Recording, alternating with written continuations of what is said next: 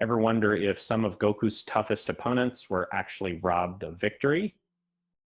It's a question that plagues many fans of the iconic series, from the early days of Dragon Ball to the epic battles in Dragon Ball Super.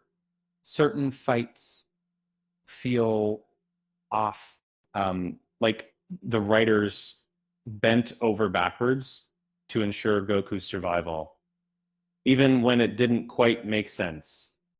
Let's dive into the battles where the villains arguably had the upper hand and explore how a little bit of luck or a lack of plot armor could have changed everything. Uh, it all started with King Piccolo. Akira Toriyama was battling illness while writing the Demon King Piccolo saga, but still delivered a fantastic arc.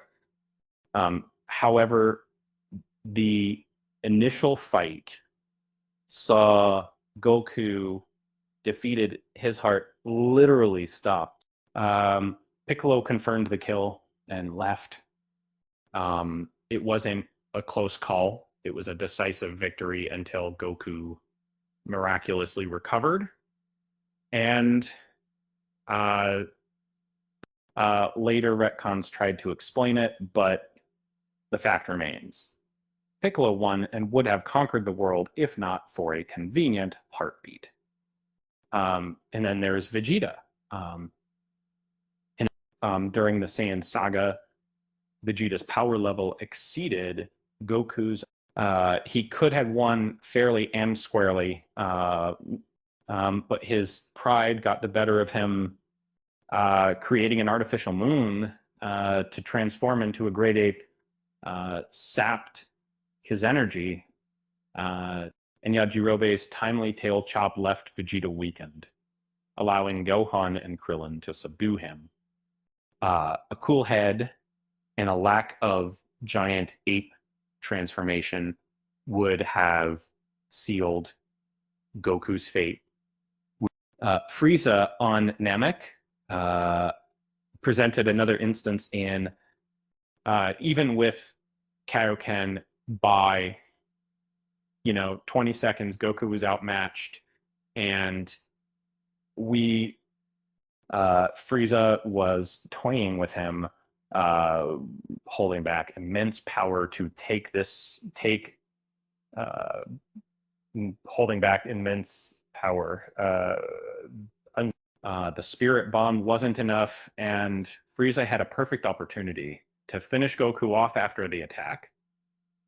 But he chose to torment Krillin and Piccolo instead, a fatal error that allowed Goku to transform into a Super Saiyan.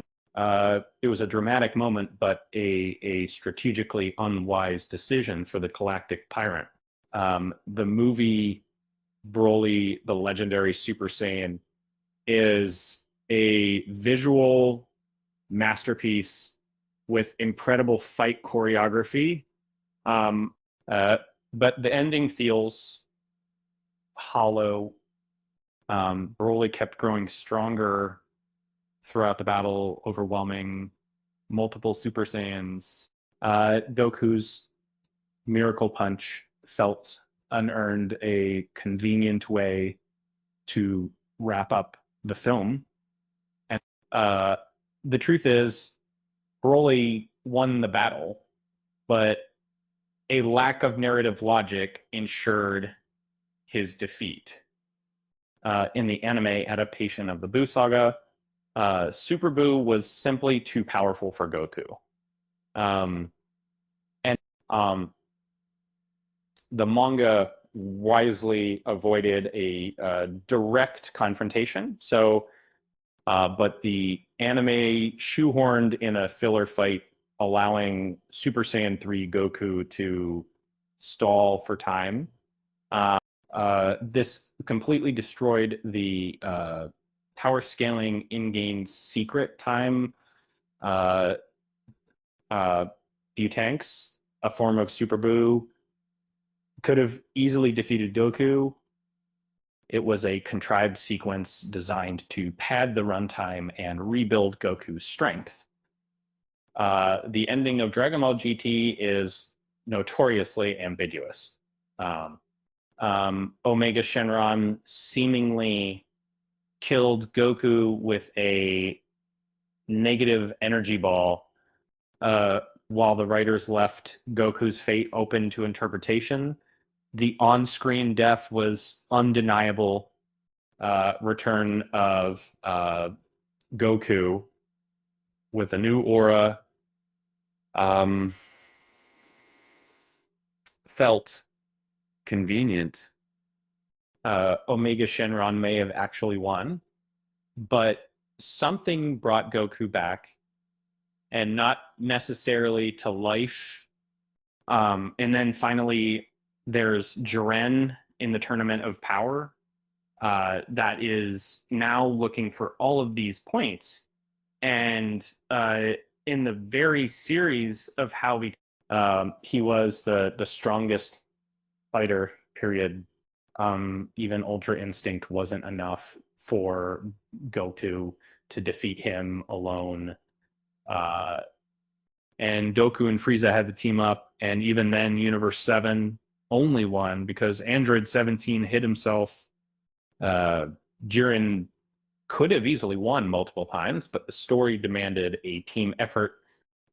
It was a satisfying ending, but it didn't change the fact that Jiren was the superior fighter.